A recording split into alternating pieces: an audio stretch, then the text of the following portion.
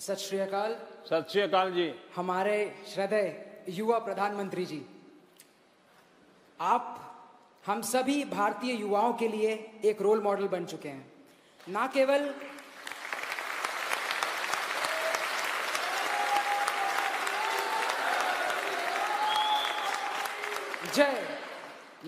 भारतीय युवाओं के लिए, आप देश के विभिन्न युवाओं के लिए आप एक रोल मॉडल बन चुके हैं। दिन में 20-20 घंटा काम करना यह कोई छोटी बात नहीं। आप हमें कभी थके हुए नहीं दिखते। मेरा आपसे सवाल यही है कि आपके अंदर इतनी ऊर्जा आती कहां से है? हमें पता है कि आप योगा करते हैं, लेकिन आप हमें यह बताएं कि यह ऊर्जा हम भी अपने लाइफ में यूज करके देश हित के लिए आगे हम यूज करके अपनी देश हित के लिए काम कर सकें आपकी यह ऊर्जा से।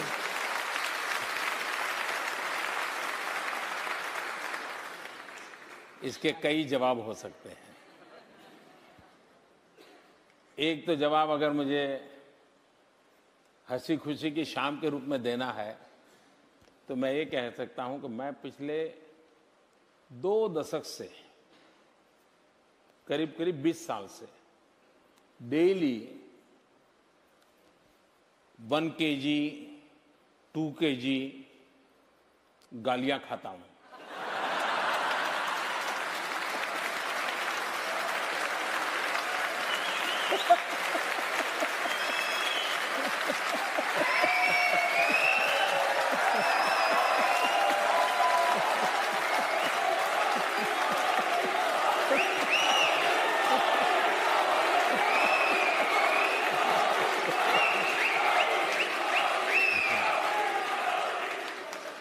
लेकिन सीधी सीधी बात मैं बताता हूं, सरल। एक पुरानी शायद घटना आपने सुनी होगी कि कोई तीर्थ स्थान था एक पर्वतमाला पर, और तराई के अंदर कोई संत महात्मा बैठे थे, और एक 8 साल की बच्ची अपने 3 साल की उम्र के भाई को उठा करके उस पहाड़ी पर चढ़ रही थी।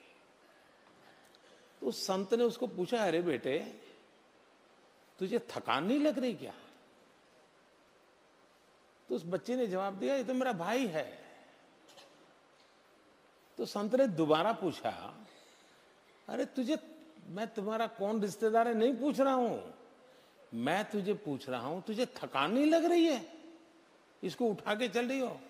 तो उस बच्चे ने दोबारा जवाब दिया, वो तो मेरा भाई है। तो संत ने तीसरी बार पूछा, अरे मैं तुझे नहीं पूछ रहा हूं तेरा रिश्तेदार कौन है, मैं पूछ रहा हूं अरे तुझे थकान नहीं लग रही है क्या? तीसरी बार उस बच्चे ने कहा, बाप जी ये मेरा भाई है, भाई का थकान नहीं लगता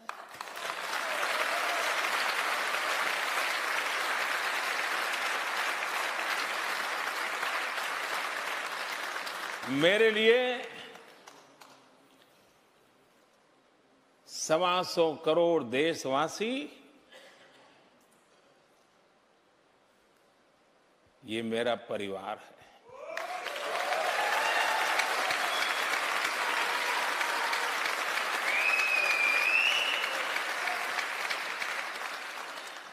जिस पल आप अपने जीवन में देख लीजिए, जहां पर आप अपनापन अनुभव करते होंगे, कितने ही थक करके आए होंगे, सोने का मन करता होगा, शरीर साथ नहीं देता होगा, लेकिन टेलीफोन आ जाए कि आपके भतीजे को कुछ हुआ है, अस्पताल है, सारी थकान मिट जाती है। स्कूटर लेकर के आप भागते हैं, रात भर उसकी सेवा में लगे रहते हैं। क्यों? आपका अपना है, थकान मिट जाती है, आप स्वयं जुट जाते हैं। मेरी जिंदगी भी हर पल, शरीर का धर्म करता ही है, लेकिन उसी पल मुझे ध्यान में कोई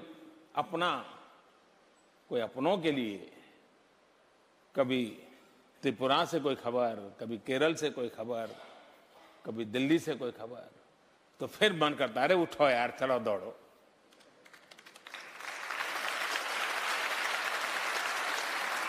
तो सबसे बड़ी बात है मन की अवस्था। दूसरी बात है कि हमें भी, क्योंकि मैं चाहूंगा मेरी जिंदगी ऐसी है कि आज तो प्रधानमंत्री हूं तो कोई चाय भी ले आएगा, पानी भी ले आएगा, लेकिन मुझे मालूम है उसके बाद क्या होगा। और इसलिए मैं नहीं चाहता हूं मैं कभी भी किसी पर बोझ बनूं। ये मेरे मन का इच्छा है और परमात्मा मेरी सहायता करे।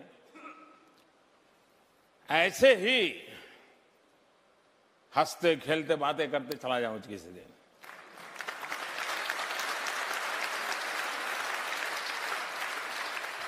जिंदगी में किसी पर बोझ न बनूं, और इसलिए शरीर को जितना फिट रख सकता हूं, शरीर से जितना काम ले सकता हूं, जितने नियमों का पालन कर सकता हूं, जितना भी मैं सीख पाया हूं, उसको मैं जीने का प्रयास करता हूं। और मैं सभी नौजवानों से कहना चाहूंगा कि विरासत में बहुत कुछ मिल सकता है, लेकिन अपने आप को फिट रखना, ये अपने माँ बाप की विरासत के ऊपर भरोसा नहीं रख सकते, वो आपको अपने आप करना पड़ता है जी।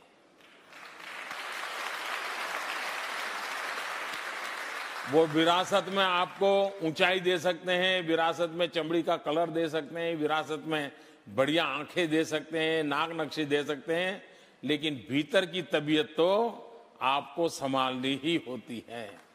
और मेरा अनुभव कहता है कि एक डिटैचमेंट जो होता है वो अपने आप एक बहुत बड़ी ताकत होता है। और दूसरा, नियमों से जिंदगी जीने से आप जिस काम के लिए निकले हो उस काम के लिए अपने आप को योग्य बना सकते हो। हमने जहां है वहां किसी पर बोझ नहीं बनना चाहिए। हो सके उतना हमने जीवन ऐसा जीना चाहिए कि कभी किसी पर बोझ न बने। और ये फिटनेस मंत्र तो आपने दे ही दिया कि फिटनेस विरासत में नहीं मिलती। हाँ ये तो आपने यूज खुद ही करनी पड़ती है।